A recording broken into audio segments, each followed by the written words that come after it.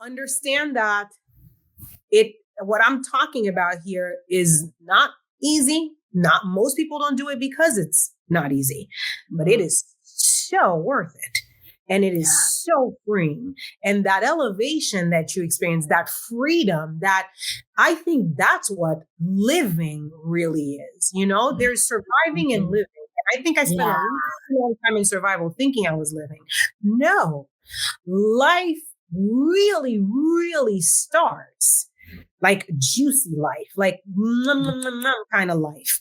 When you are unencumbered, when you're unbothered, when you're free to do and go as you please, like that's when you can really, man, I think that's when you can savor this experience, this human experience in a way that is just, I think is divine.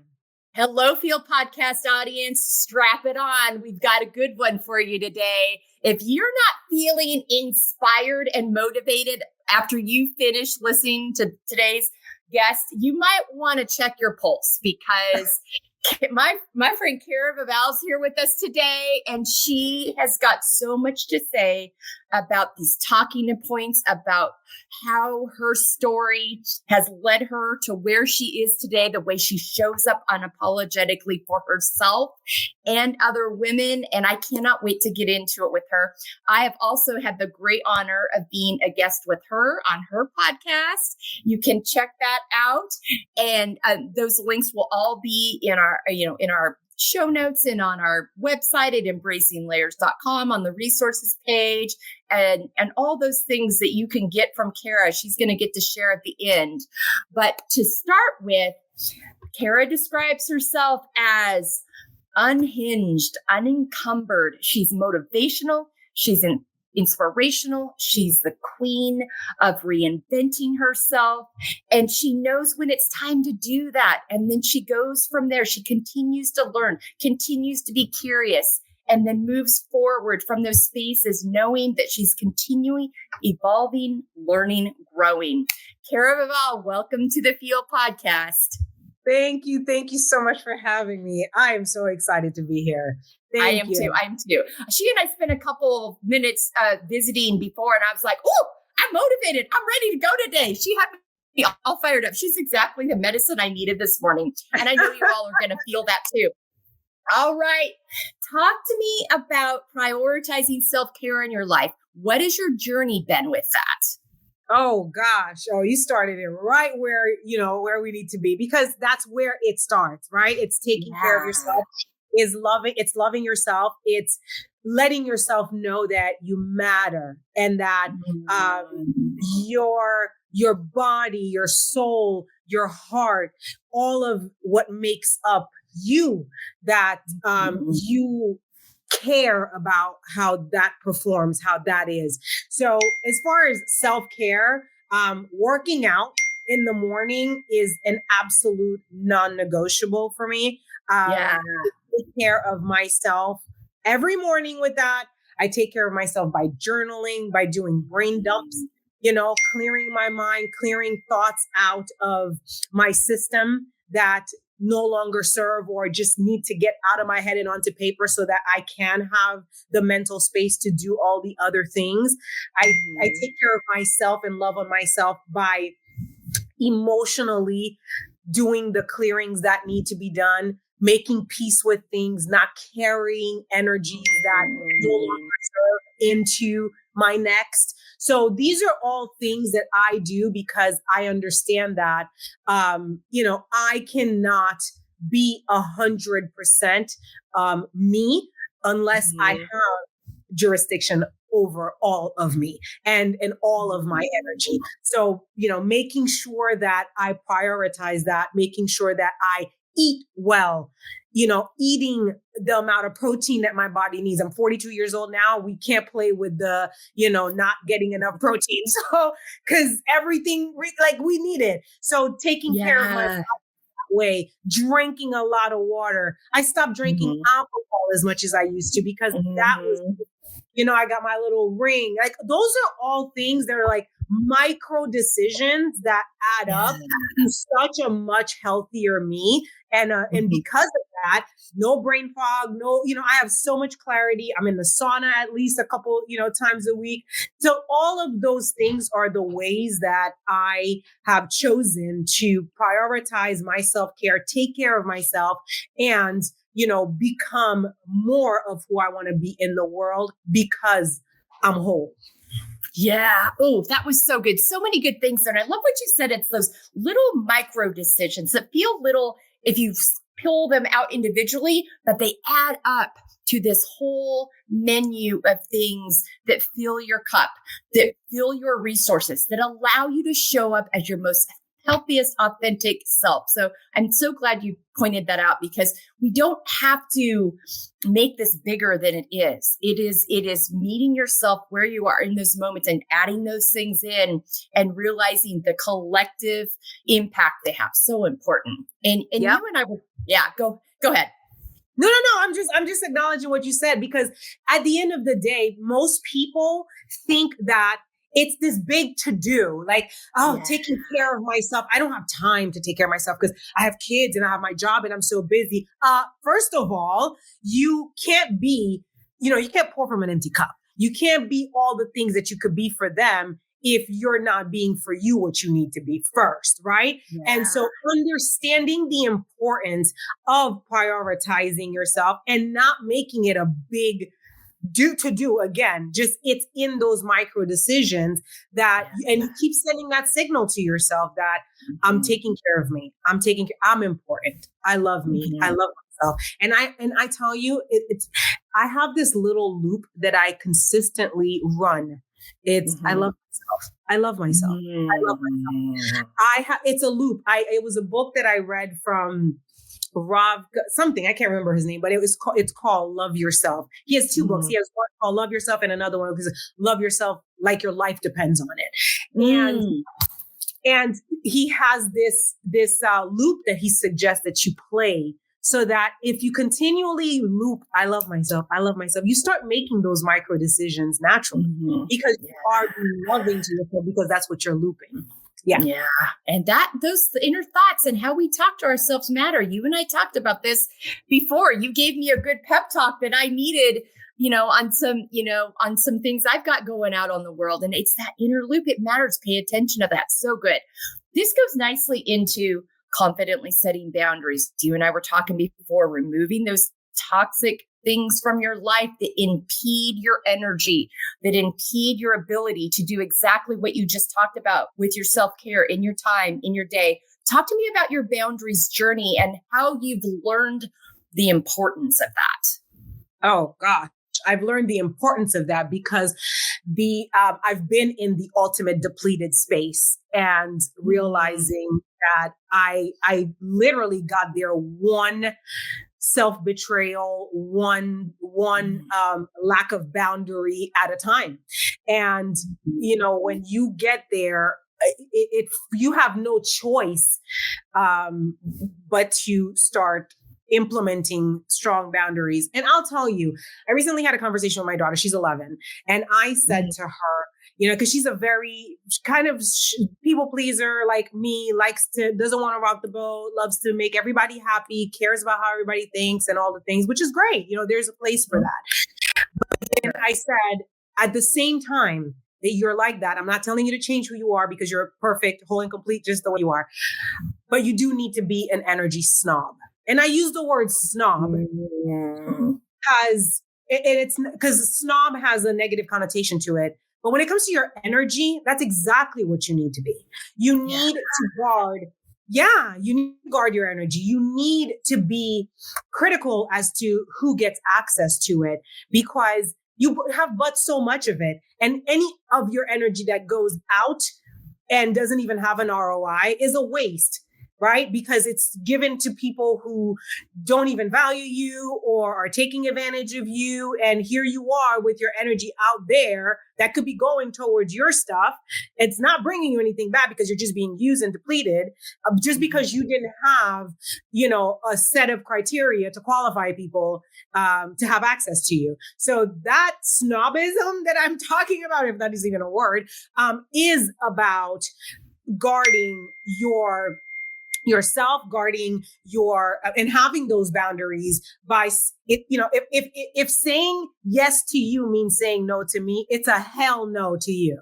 I am never doing that again, because how many times have we self-betrayed in the name of people pleasing, making somebody else happy, not wanting to rock the boat, not wanting to be the bad guy. And yet we go ahead and, we're the one with the short end of the stick.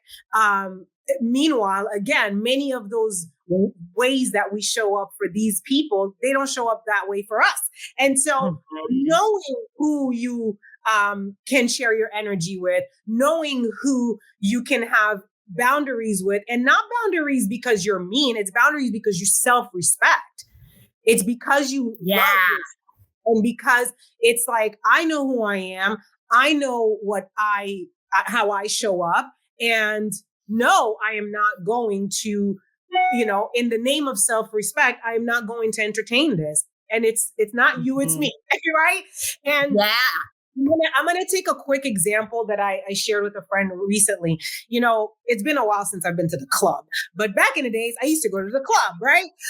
When you go to the club, you have a bouncer at the door of the club, literally face checking, clothes checking. They're making sure they're not letting anybody in the club that's going to cause trouble, right? Yeah. If you don't look the part, you're not coming in.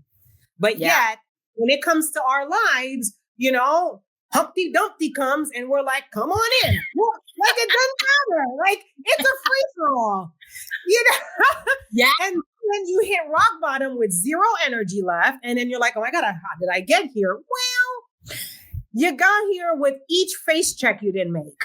You got here by each no that you should have said, but said yes. Mm-hmm. You depleted yourself one yes at a time. And you 1,000%. You didn't add up the toll of that. So that's such a good reminder of each time our friend Valerie Rivera, who's been on here a couple times with us now throughout the seasons here at the F.E.E.L Podcast, she's like, whatever you're saying yes to, you're saying no to something else. You better be okay with what you're saying no to. And it needs to never be no to you. It means to never mean abandoning yourself. And that is just what you've laid out so beautifully. Yeah. And your daughter is going to benefit so much from you having that conversation with her. I mean, because I think you're an example of the generation of parents that is starting to have those conversations with their kids. Oh, yeah. I keep it so real. Most people would say I say too much to my kids. I'm too honest with my kids. I'm too raw. I'm like, these kids are becoming adults. They're coming into the real world. Sugar-coated for what? They might as well have heard it from me. Right. Right. You want them to learn and hear those things from you as the parent, not the world and whatever version of the message they give it in. So you can talk them through, this is what it looks like. This is how we navigate it. And then you're there to help them. And when they stumble along the way, you're there as a support to remind them of, like you said, I'm not looking to change you, babe. Just speaking to making sure that you honor yourself in a way that allows these things, because any of our characteristics, if they're taken too far, no matter how good they are, taken too far the other way, can start hurting us. It's like anything in life. And so being able to have that honest conversation with her, especially at the age she's at, such a pivotal moment. And being aware of that, because boundaries are about us. They're not about other people. They're about our behavior, our energy, what's healthy for us. And so remembering that when we're making those decisions and communicating those things. Yep. And also understanding that if somebody has a problem with your boundaries, it's because they were benefiting from your lack of boundaries. Exactly. Yeah, So 100%. that fear that you have of rocking the boat, like rock the damn boat, because then it shows you who they are. And when people show you who they are, believe them the first time, right? So yeah, that's it. This is, if anything, rocking the boat, having a boundary really gets you to see who you're surrounded by. And so even for nothing else, for that data, you want to do it. You want to set these boundaries so that you can really see who's really in your corner and who's just here to suck from you. Energy vampires are real. Listen, they are still, they roam the planet. Okay. So, and they are disguised as friends, family, people who love you. And, at this point, I don't put anything past anyone. And it's not because people are bad, it's just people are peopling. And they are made up of different characteristics. And I know that my first job is to protect myself because it's nobody else's job. So who's going to do it if I don't do it? Nobody. Exactly. So good. Rock that boat, and whoever falls off, they weren't meant to be on the boat with you. They were not solid. Yeah, exactly. So good. All right. And this really goes nicely into, this has set up your ability to be able to do this next thing, but taking care of our emotional health, mental health, physical health, spiritual health. Talk to me about the impact of that, the connections that you've seen with that, and what you've learned about the importance of tending to all those things. I think that when you take care of those elements, your vibration raises. You raise your vibration. That's the effect of taking care of all of those areas. And many times I say that, and I say it with love, because the more you do that, the more you up your emotional hygiene, your physical hygiene, your energetic hygiene. You don't have to cut people off. You don't have to, you don't have to do any of that. Even the work that is draining you, all of the things that are not in alignment or in vibrational frequency, match to where you are, they fall off.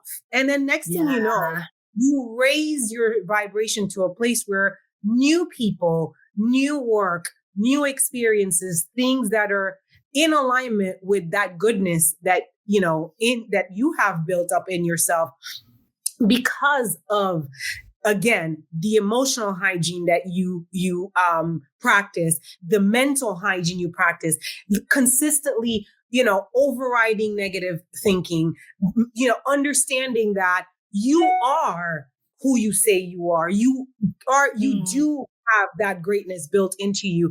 And the more you believe that, again, the more I think you ascend to higher vibration, to a higher vibrational frequency, so to speak. And the consequence is all the things that are good for you that match that just get magnetized to you. And so that's the work at hand. We're out here. So many of us are out here trying to change our circumstances. Yeah. No, you want to change yourself. You want to work on yourself. You want to elevate yourself.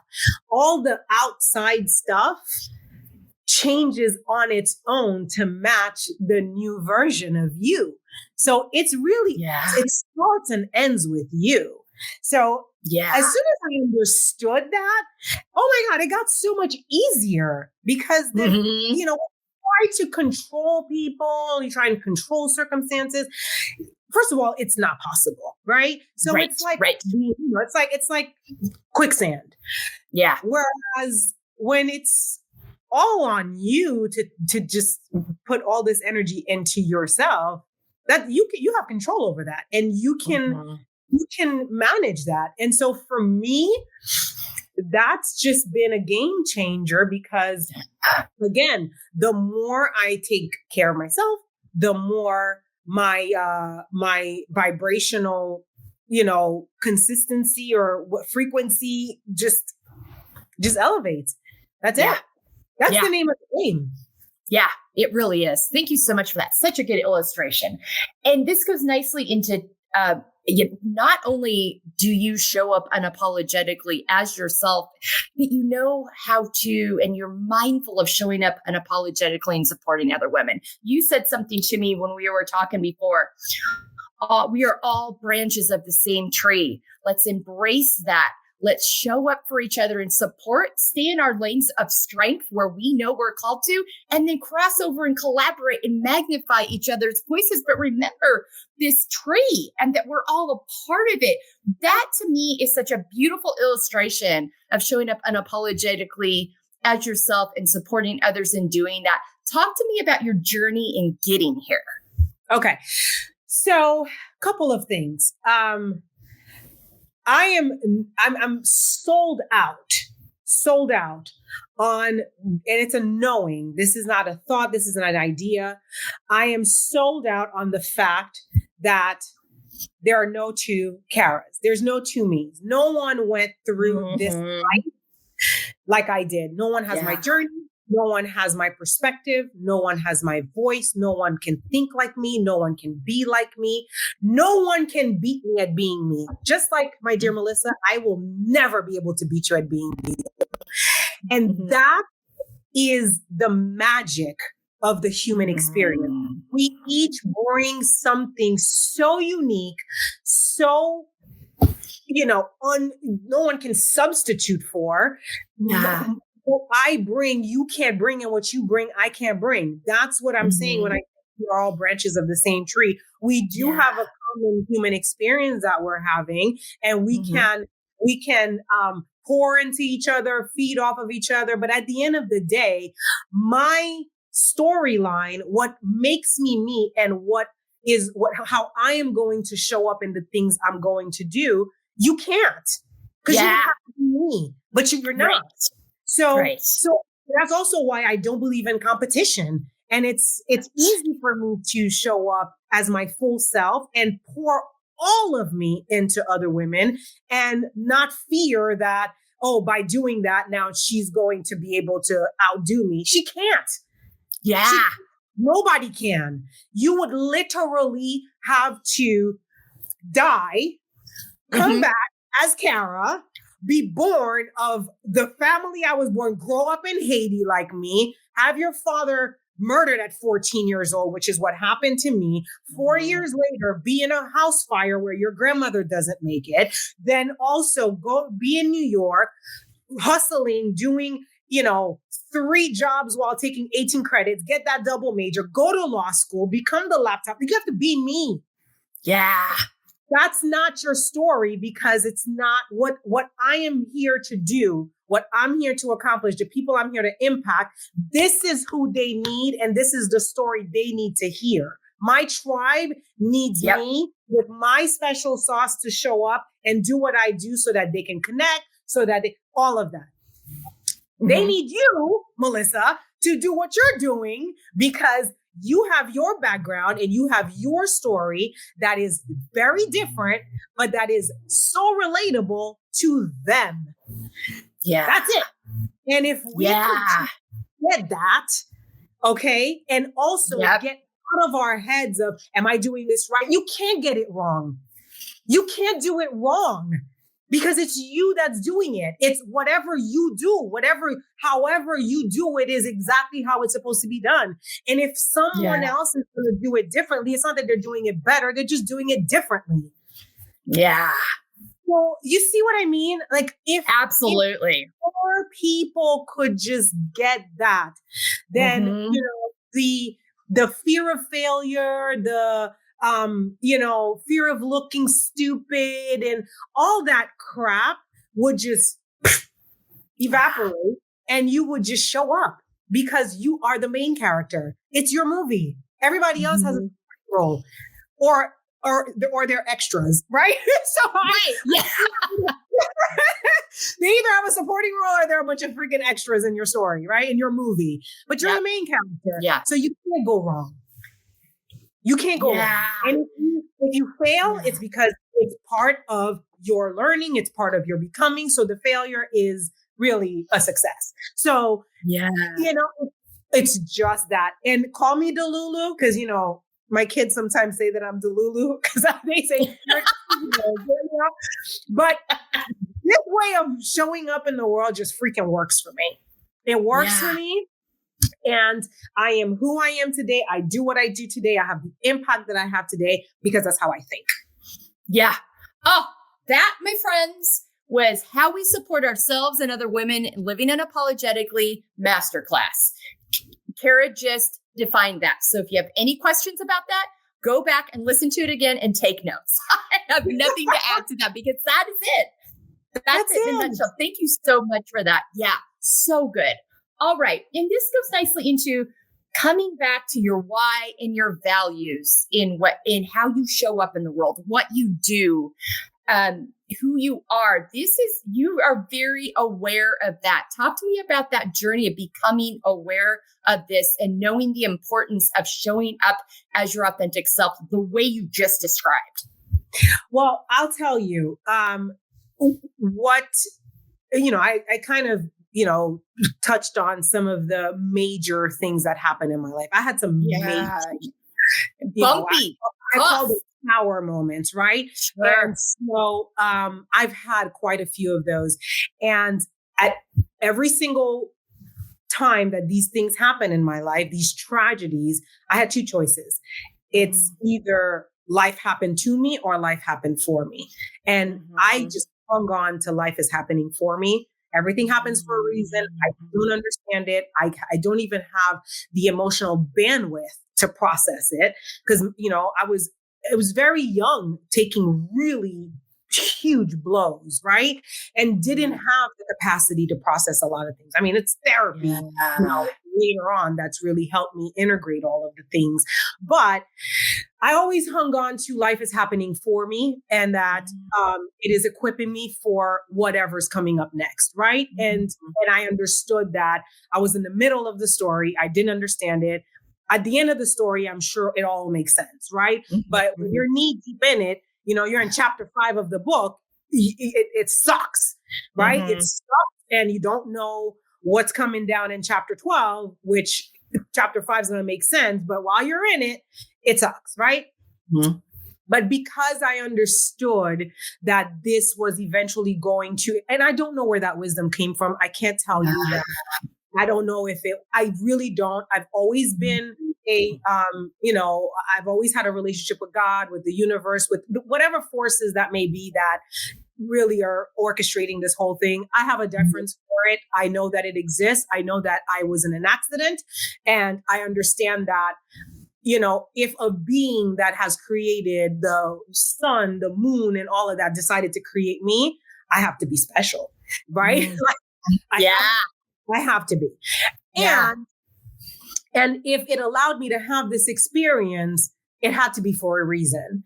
And so one of the main, when I speak to my coach and she's like, why do you feel like you need to do this work? Why do you feel like you have to write this book? Or why do you feel like because I said, because if I don't do this work, this journey that I went through, this pain that I have, this tremendous pain that I've had to live through over and over would go in vain. Yeah.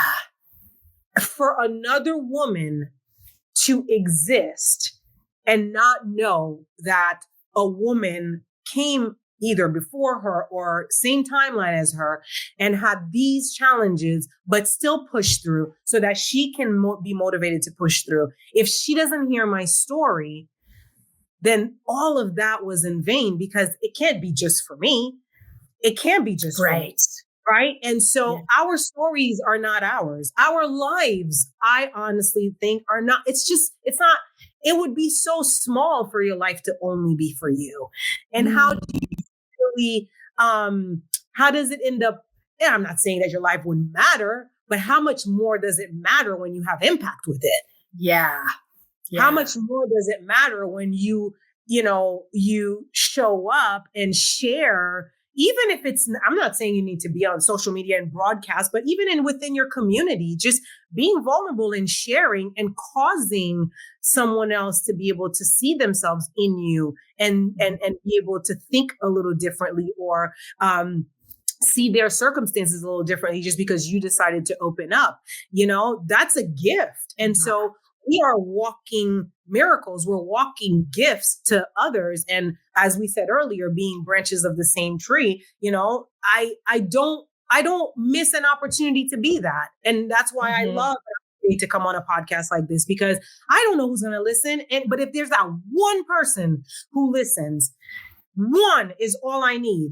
And she hears this and she's like, oh my God, that's what I needed today. Then it was all worth it.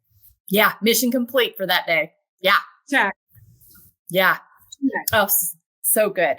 Thank you so much for that. And this goes nicely into, living out of our own expectations versus others. There are a series of things that happen in your life that if people are looking at that list, they're like, she's going to have a tough go of it. She might not be able to make it through this, all those things. You said, because of the decisions you made about yourself, of your line of thinking and the way you were going to face those. But you also had a really important conversation with your daughter about that line between showing up as empathetic and kind and mindful and crossing over into allowing others to put expectations upon you rather than you defining your own, which really goes nicely into going back to how you define boundaries and the importance of having those. So talk to me about that moment where you really were able to embrace this living out of your own expectations, because you very clearly do it now, but it's usually a journey in getting there. 1000%. I will tell you that for a very long time, I was living to please. And it was to please my mother, my father who had passed. Like, I wanted to make them proud. So a lot of what I ended up doing, which ended up serving me, but the heart behind it was trying to make them proud, law school and this and that. Like, I was grinding. I don't ever remember, besides people saying, oh, you could be a good lawyer because you talk so much. I don't ever really believe that I've ever had a passion or fire. I used to be told, you talk a lot. Well, I talk a lot because I'm supposed to be a motivational speaker, not because I needed to be a lawyer. But that was projected onto me and I bought it, right? I bought it. For a long time, I did all the things to please everybody outside of me. And then I realized that even on my best day, having done all the things and checked all the boxes, they were never either satisfied, or it was never good enough, or I didn't get what I needed or I thought I needed as far as feedback for the people that I was performing for. And then it translated into relationships. It translated into the marriage that I was in, into all the things. And then I had to get it to a place where I was like, okay, that I'm looking for is not coming. I have to give it to myself. I have to be satisfied with who I am and what I do and how I do it. I have to love me. I have to be proud of me. I have to, that's whose approval I've been looking for this whole time.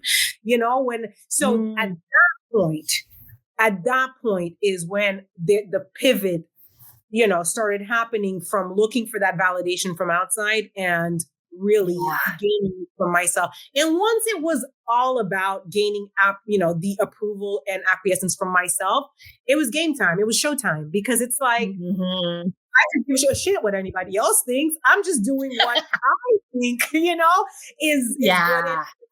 Somehow everybody else now starts to like it because it's the real McCoy. It's not done with the filter of performance. So loving, performing for love, performing for positive feedback, or for that just took a back seat. And it's like, no, I'm going to be real. I'm going to be authentic. I'm going to be all that I know that I have. And guess what? I know it's good. I know it's good. I know that what I am and who I am is good. So I really don't need you to approve or you to agree.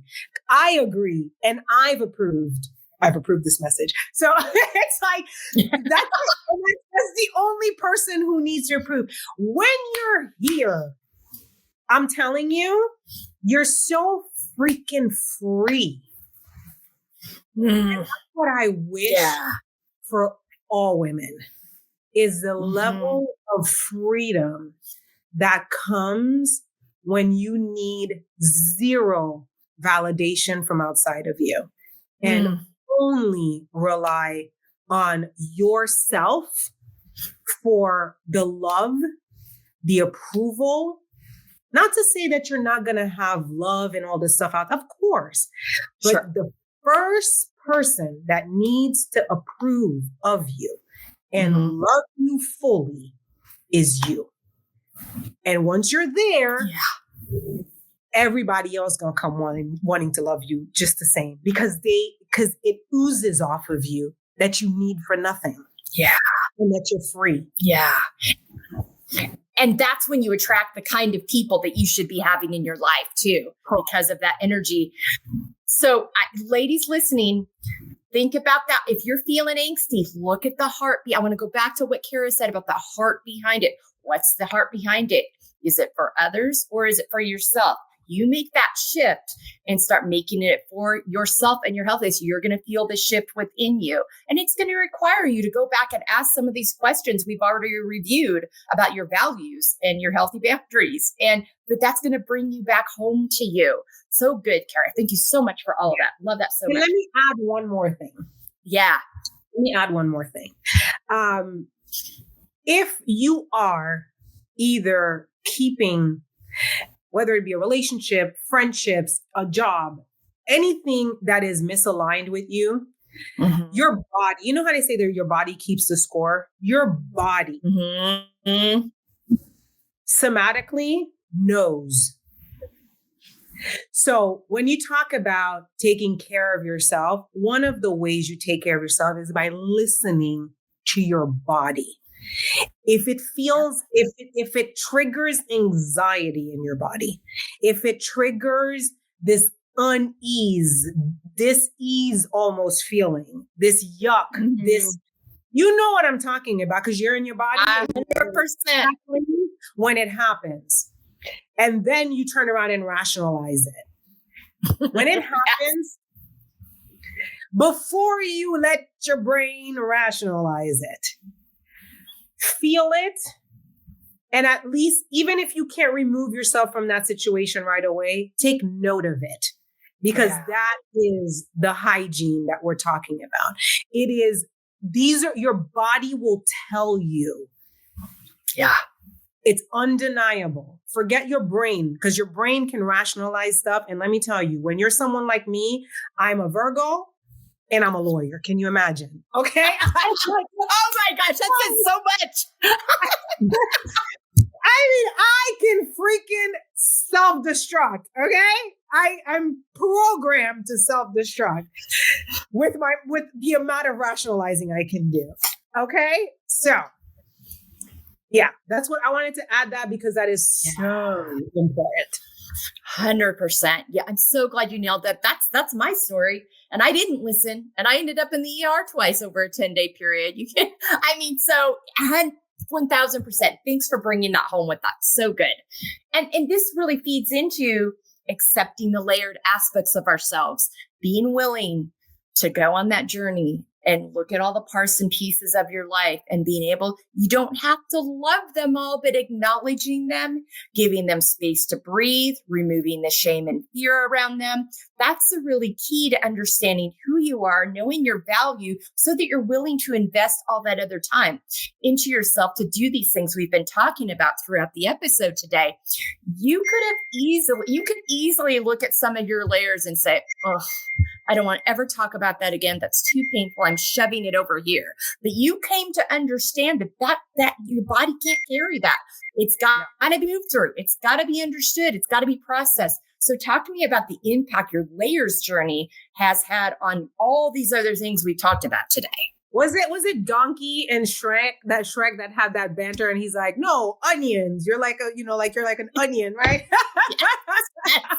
Yes. The whole time you're saying that, I'm thinking layers. about Donkey and Shrek. Okay. You see what I'm talking about? Like the brain goes wild. I love that so much. That's such a good visual though. You're right. And so, okay.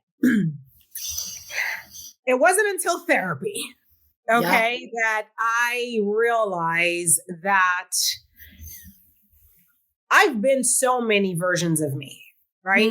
We've been so many versions of it. There was a 6-year-old, there was a 4-year-old, there was a 12-year-old, there were so many versions of us. And at all of it, when we were those versions of ourselves, we had experiences, we made agreements, we decided things about ourselves, or people projected things onto us, and we agreed and carried those things. And what happens is, when you're younger and you don't have the capacity to process certain emotions, or you don't have the capacity to process certain events, again, with the body keeping the score, it's still in your body. And then you find yourself in a relationship, or you find yourself in certain friendships, you find yourself in certain dynamics where it's the 6-year-old that attracted that. It's the 12-year-old that, is still trying to really heal those parts of you and needs the trigger. And when the trigger happens, instead of you saying, okay, what is this here to just teach me, you react. And then you lost the opportunity for the processing that needed to happen. So understanding that, it behooves each and every one of us to do the work of going back and addressing all of those issues that are locked into us as balls of energy in our body, pulling into our experiences. It's like you think you're driving. Meanwhile, it's the 6-year-old who's calling the shots. It's the 12-year-old. You might as well be in the passenger seat, because the real person driving ain't you.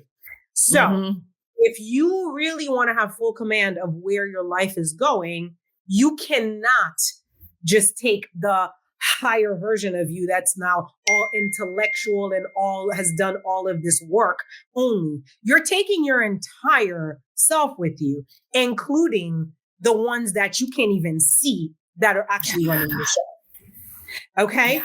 And so in therapy, I had this lady that I was working with. She has this doll, right? And it was very, like woo-woo, but it was exactly what I needed. So it was this doll, and it was the lady and the doll, and her mouth is open and she's talking. And then she has all these smaller versions of her on her robe, like coming down. And she said, when you get triggered, it could be any one of these smaller versions of you actually speaking. It's coming out of your mouth, but it's these versions of you that are built in. So if you don't do that work, you will bleed on people who didn't cut you. Yeah. Right? Yeah. You will fight with people that are not the original offender, right? They're just mirroring and triggering things in you that, had you exercised the energetic hygiene or the going back and saying, I'm going to clean house. And I'm not only going to clean the attic that's up here. I'm going to go in the basement, because the basement is where the skeletons are, right?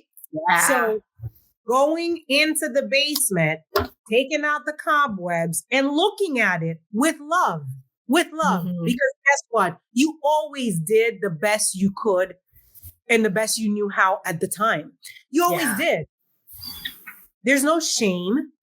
There's no, you don't need to do all that. Why are you going to beat yourself up for what? You did the best you could at the time. Yeah. And it's done. So now it's going back with love, with compassion, and honoring what happened, honoring what, how you showed up in that. And then telling your smaller self, listen, I got you. Look at this experience that we went through. This is who I became. So we're good. And doing that at every layer of yourself so that you can free yourself and free the little girl inside of you that still feels trapped and unseen and unheard. She needs to be seen. She needs to be heard so that she can now release this need for approval. So she could release this need to be seen or to be loved. Then here you are in this big grown relationship, right? With this is what's happening with a narcissist, right? And then you don't know, I'm smart. That shouldn't be happening to me. Well, no, honey, it's the 6-year-old in you that created this. Yeah. Yeah. Have I said too much? No, you nailed it. Right? That's perfect. I'm trying to bring it home because I'm speaking from experience here. I'm not a theorist. Okay. This is all life. And I will tell you, God has taken me through a journey. Listen, the purification and the qualification for this work that I'm doing, God made me pay the price. So if I'm going to come, I'm going to come at you because I already paid the price and I'm trying to avoid it to you. Okay. That's what I'm here to do. So if I throat punch you with this stuff, well, you paid the price and you have the receipts. So I have the receipts. So, I understood the assignment. So I'm here to throat punch you guys, into your senses. Yeah. Yeah. Well, and you said something so important. And I want to bring this back because the inner child piece is something, even if you do the work, you may forget down the road and forget to tap back into it. I was processing a tough experience in my life with my therapist 3-4 weeks ago. It was when this first came up and I was talking to her through it. And she asked me the most important question that I wouldn't have thought of about the prompting, even though I've done a ton of inner child work. She's like, how old did you feel as you were receiving this information and responding?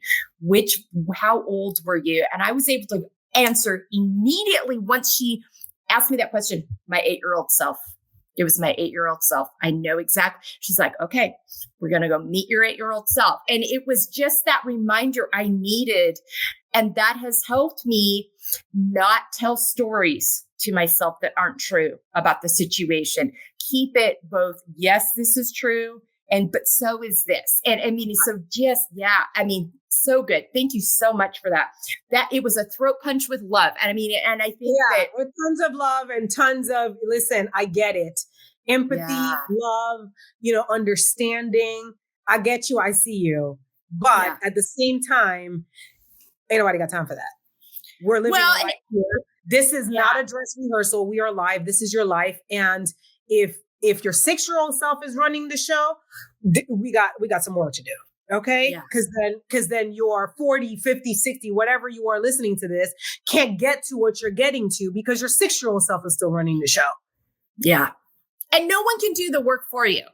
I think there's an accountability, regardless of what you've experienced in your life. Only you can go through the work to heal, to move forward, to accept, to acknowledge with curiosity rather than judgment. All those choices are choices that you have to make. No one can do it for you. Right. Yeah. So good. So good. Yeah. Absolutely. All right. In living out F.E.E.L, finding empowerment, embracing layers, which you have modeled so well throughout this in your journey in getting to this point. And you've really touched on this already. So kind of just bring it home, but talk to me about the impact that has had on your relationship with yourself, as well as your relationship with other people. Oh, so what impact my healing or this journey that I've taken on? Yeah. Oh, the love that I have found for myself, the love that I have found for myself, the admiration for myself, the compassion for myself, the empathy, and then also because I have all of that for me, I have it in abundance for others. Yeah. You have to have it for you first. And I think that doing this work has increased my capacity tremendously to hold space for other people who are going through what I've been through. I get you. And I can meet you anywhere because I've been all over the damn spectrum. So I get it. And I get it because, I've been you. That's it. I've been you and I get it. And it's not easy, Melissa. It's not. It's not easy. No. All this stuff we're talking about here, you've got to decide that you're going to go through this tunnel.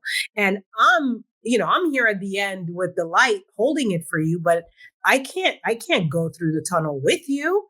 I've been through my tunnel. We all have to go through our own tunnel, and it's dark.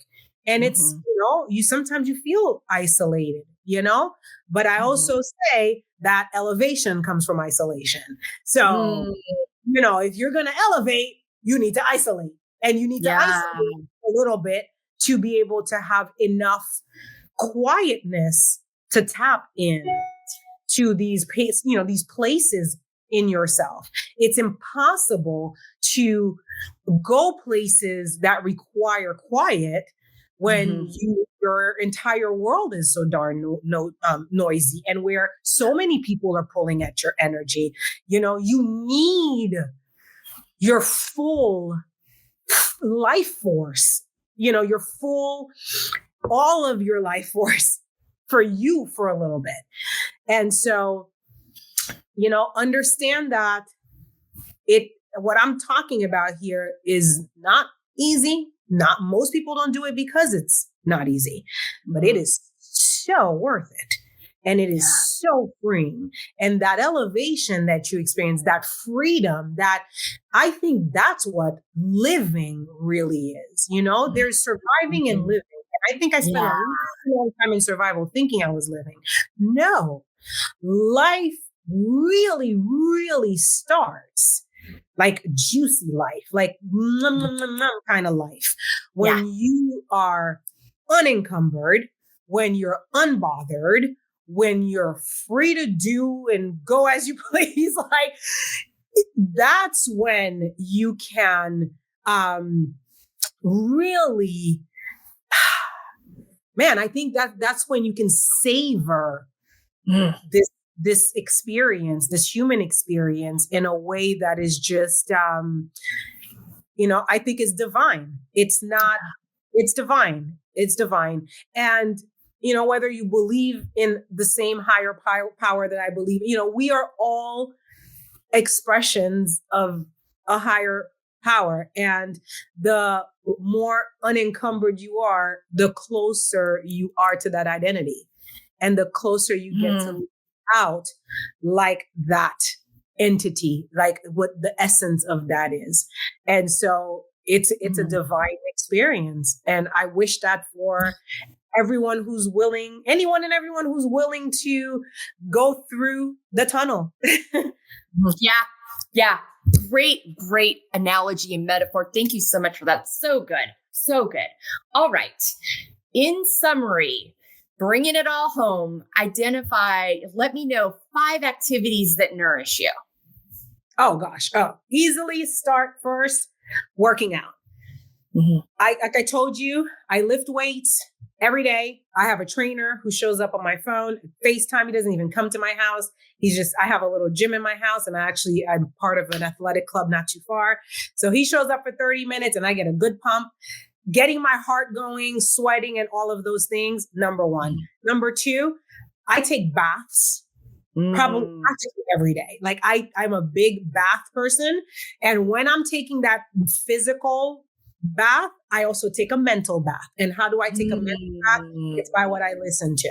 I make sure that I'm listening to affirmations, or I'm listening to, a recording of something that is nourishing my mind. I am consistently feeding my mind, I understand that I have spent, I didn't start really doing this self-development stuff till I was about 31 years old. So I understand that I'm still overriding 31 years of a stinking thinking that, can continually creep up if I don't continue my mental hygiene. So the same way you wash yourself every day, or you brush your teeth because you don't want your breath to stink. You've got to do a mental bath so that your attitude doesn't stink and the things that are coming out of your mouth don't stink, right? So taking that mental bath. Also, like you said, boundaries, knowing when to say no. And no is a full sentence. I don't have to explain to you why I said no. I said no because it's a no. I don't want to do it. I don't want to do it. I don't want to be there. And honoring myself, like, again, making sure that whatever I'm agreeing to, my full body agrees to it. All of us wants to. Yeah. All of us wants to do it. Otherwise, it's a no. Yeah. And when you start prioritizing these things, all this, I don't got time. You're full of time all of a sudden. You're full of space. Abundance is just normal. Things just flow. The people who need to come. The people who need to go. You just, and I don't want to forget, I show up in life now like this. Open. I hold on to nothing. And I am not, listen, if you want to come, stay. You want to leave. I am not holding on and gripping, and because life is full of seasons, and just like life is full of seasons, people come into your life for a reason, a season, or a lifetime. Yeah. And the pain usually comes when you're trying to make a seasonal person a lifetime person. Yeah. So living life with open hands, allowing what needs to come, enjoying it in the present moment while it's there, right? Learning what you need to learn, but then also having your hands wide open when it's time for that thing, that person, that circumstance, that season to leave. Let it, so then you can elevate to the next one. So good. Thank you so much. So many good examples there and really great visuals, because that makes it, oh, okay. I mean, thank you. So good. I love the open hands. All right. 5 words on how you want to feel the next 6 months. Oh, I like that. I like your questions. How I want to feel. I want to feel, first and foremost, I want to continue to cultivate this peace. I'm in a very peaceful season. I'm in an inner peace. That inner peace is priceless. Fulfilled with what I do, with the impact that I'm having, abundant in all things, abundant in my health, abundant in the love that I give, that I receive, a lot of power from who I know I am, power from the calling, power from the actions. I don't want to take any hesitant actions. Everything I do is with power, and really just love, feeling love, being love, just experiencing that in all of what is transpiring. Really, that's all. Isn't it what it's all about? Like, what else is it? I know. Exactly. No, that's exactly it. So good. So good. Oh my gosh. Thank you so much. All right. Kara, tell people where they can find you and follow you. And don't worry, listeners, this is all going to be on our resources page at embracinglayers.com, but share that real quick now while people are listening. Yeah. So on Instagram or wherever, I'm Kara Vaval ESQ. So KARAVAVAL ESQ, and KaraVaval.com. That's my website. I have tons of resources there. If you want to participate in any, I do challenges. I do all this kind of stuff to own your power, to do, to just live your best life. That's where you can find me. Okay, awesome. Yeah. Any last thoughts you want to leave with our listeners today? The title of my first book, I'm working on the second one now, is 28,000 Days Make Yours Count. Okay. And 28,000 days is the average lifespan of a human being. We're only out here for about 75 years on average. Some people obviously live longer. Some people live for a shorter amount of time. You only got 28,000 days. And this is not a dress rehearsal. We are live, and this is your life. Okay. So it really behooves you to get to the business. immediately. Okay. Because who knows how many days you got left. It's a precious experience to be a human, to do this thing, this human life.